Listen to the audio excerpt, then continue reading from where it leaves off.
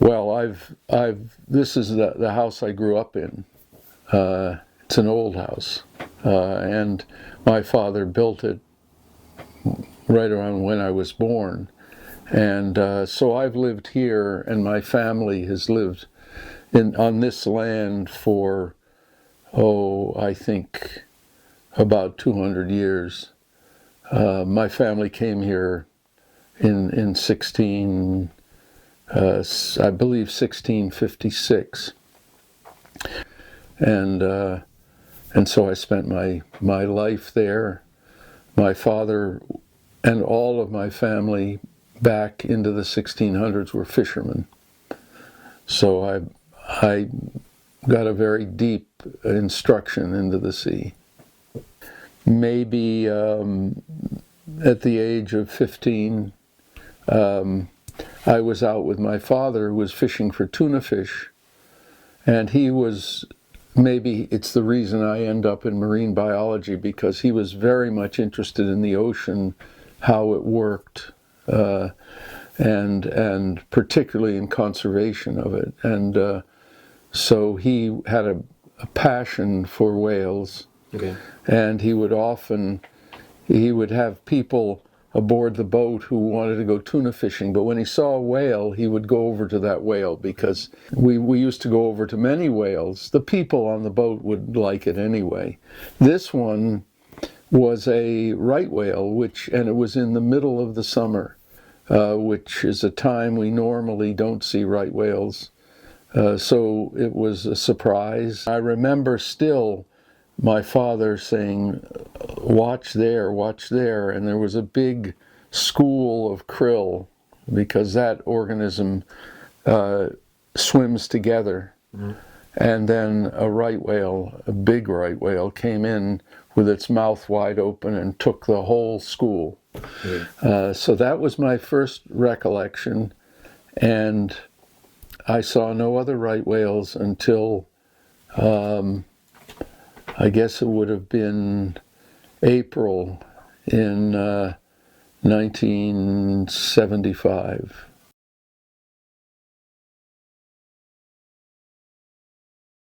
The science we do in the oceans and the science we do in the biosphere is a quest for an understanding of the unknown. Today's society believes that science is what you know, and I insist that science is what you don't know.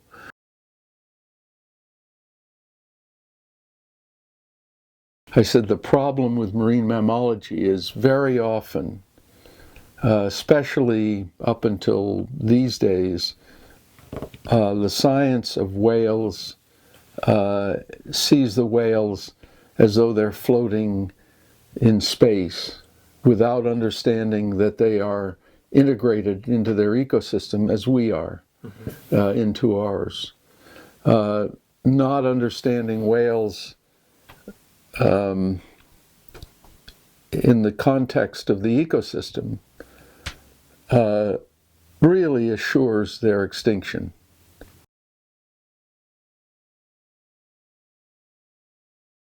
My father actually hunted pilot whales. Yeah. Probably around here, the last effort to make commercial whaling work. Mm-hmm. And he did go out, he hunted them maybe I'm going to guess it would have been in the 1930s. And he told me he harpooned a big animal, and it was a mother with a baby, small. The little baby was probably smaller than this table, and he heard them calling to one another, and that was the last one he hunted. He said, "I can't do that. They're talking to each other." Fishermen care about what they catch, and they care about the ecosystem, but they don't relate to it. This was a case where my father related, and he said, I could hear them talking, the baby to the mother who was harpooned, and he said, I can't do that anymore. I think he lost her. I think she came, he did what they called pull the lily. He pulled the harpoon, and I don't know if she lived, but that was it.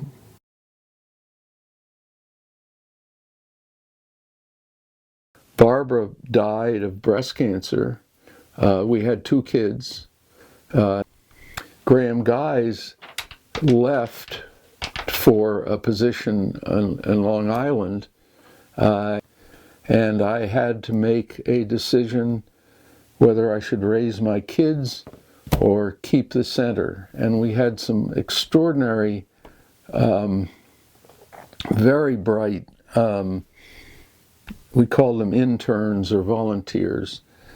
They were exceptional, so I raised my kids until they went to school, and then in the morning, and then I'd go work at the lab, and so we kept it afloat because I was the only one left, and it was a close call. I might have said, no, I'm not going to do it, and certainly the center would have finished then. Okay. But I didn't do it. I continued to build the boat, and the result took decades for me.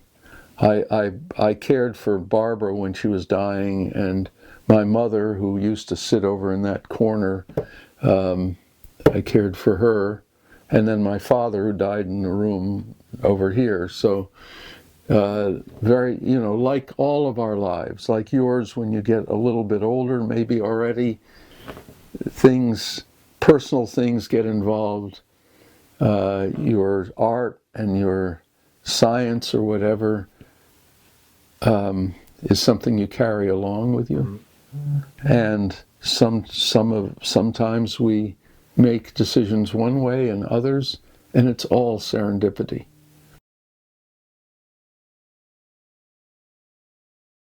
At one point, I was in the bow of the boat, and the tail was like this. Meanwhile, Dave was in the mouth of the animal, trying to get the animal free. Very, very close with knives.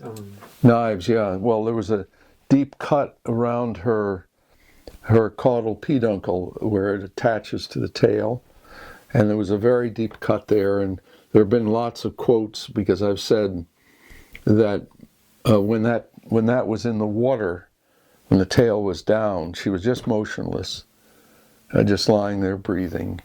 And she had been beaten badly for months, so not happy. And there was this cut that looked like it was about that deep. I could put my hand in it, and I wanted to put my hand in it. I had cut all of the net free from this end and unwrapped it and whatever. So I'm just there waiting for Dave to get done. He had another assistant in that boat, and I reached into the cut because I was curious how much blubber that she had and whether she could actually go on a migration. And so when I reached in, she started to bleed. And I said, and it's really true, that at that moment it was almost galvanic. It was the sense this was actually a living, feeling, sensitive creature. A whale, when you're up close to it, as I've been so many times, yeah, they're alive, or maybe dead, but they're so big and they feel like a rock, and so you are a little disconnected from it, like I am with that insect. It is a living, thinking thing, but in this case, seeing the blood changed for that moment my sense. It was a living, sensitive creature. And I'll never forget that moment. And Dave and I were talking just a couple of days ago that it's amazing we're alive, because we really shouldn't be. We're too close to these animals.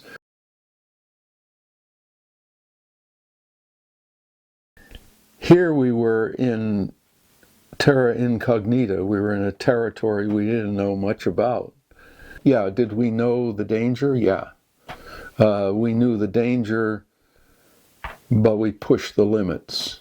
Yeah, I remember one that Dave and I had that was the worst, was with a big female right whale. We were in Canada. We flew up to do it. We had flocks of boats around us and everything getting ready to save us, and we had the whale. It was one of those few days in the Bay of Fundy that it was really flat and beautiful, and this whale was in terrible shape. It eventually died of its entanglements, had a deep cut around its entire body, so it was bleeding around. A rope had completely encircled it, and the pressure on it was cutting into the animal. So the whale had been entirely circled, so you had something around here, and it was sawing.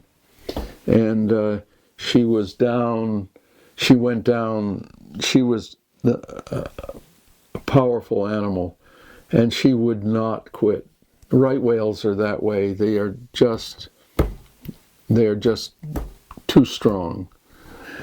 But in this case, we had just aluminum poles, and the only way we could reach her was laterally, which was not where we should be. And we were going to wait. We could see her, so we could tell, knowing the behavior of the animals, when she was going to come up, and we were going to make a pass at that cut.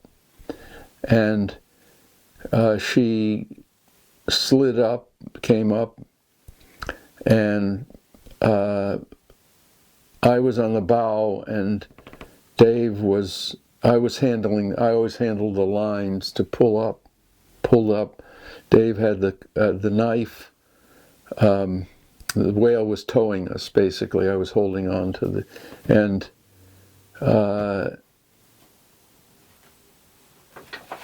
and usually we knew when the whale had a funny behavior.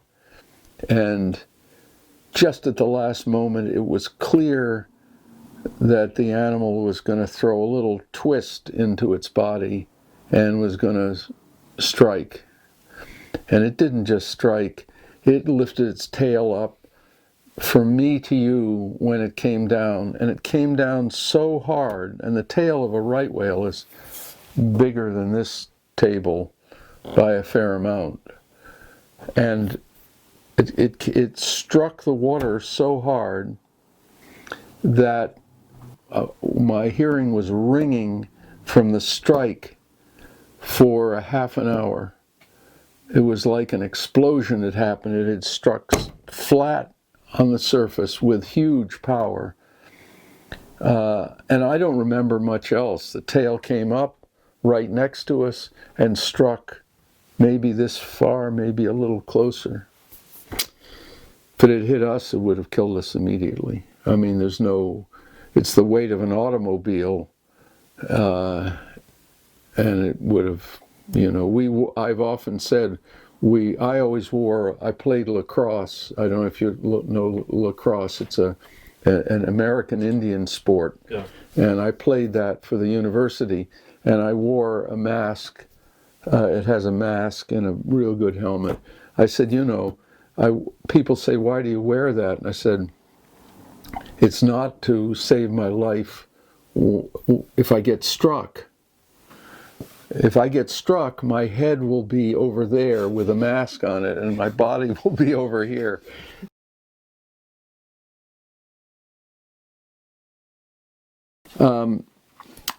She, 2030 was a female.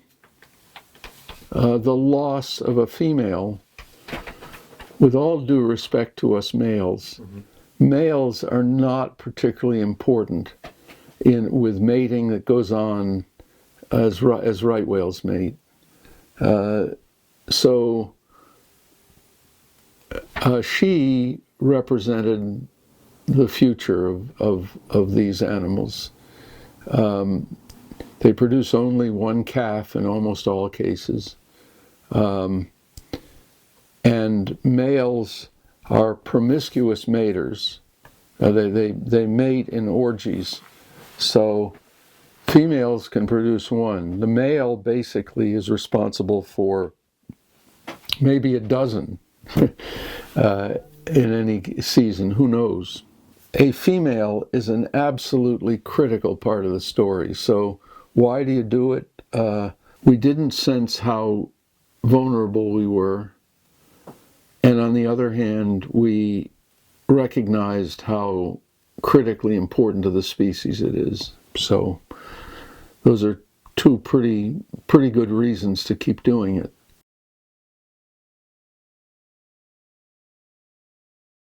We know very little about these creatures, and we do not know much about their patterns of habitat use, their food choices, their social structure, the divisions of their of the population. We don't know much about their travels. We say we know all those things. We actually don't know all those things, and virtually all of them, all of those areas of research and some of the offshoots of them are critical to the conservation of the species.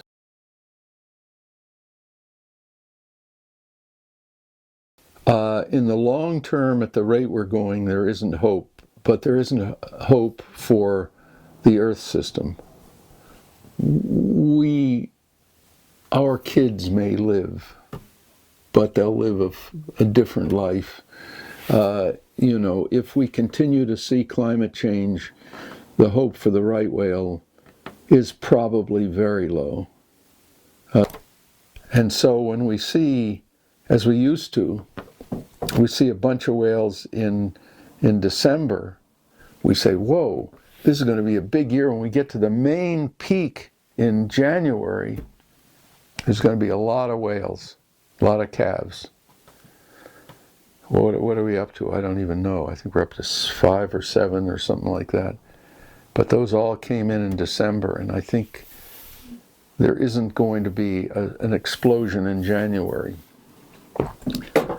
So I don't really like the way that's going, but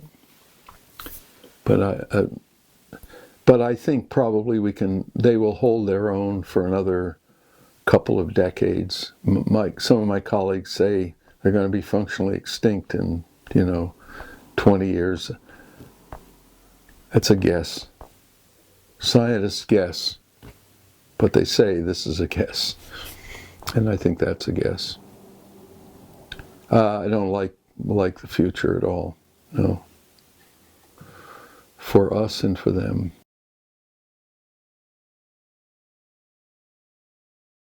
My view is that it's always emotional, that as a human, you can't, if you care, you can't be unemotional. I am profoundly emotional, but I do think that it's possible to look at the bigger pictures and understand that what you state as a scientist cannot be diluted by emotion. It's one of the hard things that scientists do. So many of them say, we can't be emotional about this. I can do my science that's like an arrow and that the trajectory of that arrow is very straight and is not influenced by the winds of emotion. But that's the presentation. If I were not emotional, I don't know if I would have done any of the disentanglement work. And that's the second half of what we talked about, which is the issue of the endangered species. Why do we worry about endangered species? Let them go. There have been lots of extinctions in this world. I think we do it because of something that is, I don't know, close to morality or religion or whatever, but it's certainly more emotional and less a business of proving a fact. If we want to do good conservation, which requires good science, we cannot infuse it with politics, which is an element of emotion, I suppose.